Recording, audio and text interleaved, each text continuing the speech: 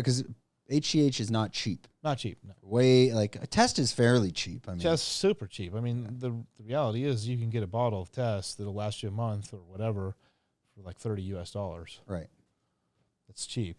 But HGH, you're talking $500 a month, probably. Oh yeah, probably in that range. Yeah, no, I've done them. I went through it. Yeah. I'm like, okay, interesting. Yeah. You know what? There's super expensive stuff. We can get into the quality conversation. Okay. Yeah. Like a Lily pen, which is produced in Japan. It's $1,000 a pen. There's only 32 IUs in it. What?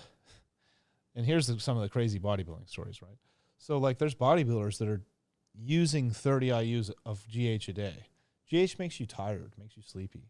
So, like, you know, these guys are shooting all this HGH, right? And if they're using the expensive stuff, which they're not, they're like just blowing through money and they're sleepy. So like you see them like it's the middle of the day, dude. Like, what are you doing? Get your life together. But it's like a professional bodybuilder. You know, which it's weird.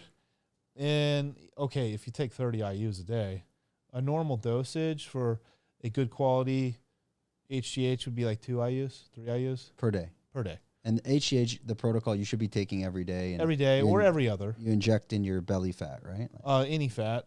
Belly fat is in general. A lot of people do here. yeah. You can do on the side, actually. Is there any myth to a site injection?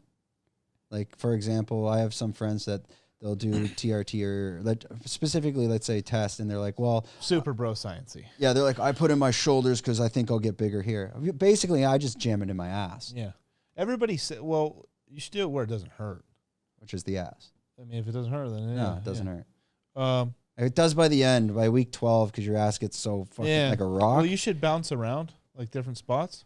Yeah, no, I do. Yeah. It's just the muscle starts to get like, feels like a rock. Yeah. That's just your stress in your muscle. Yeah. Like, that's not so good.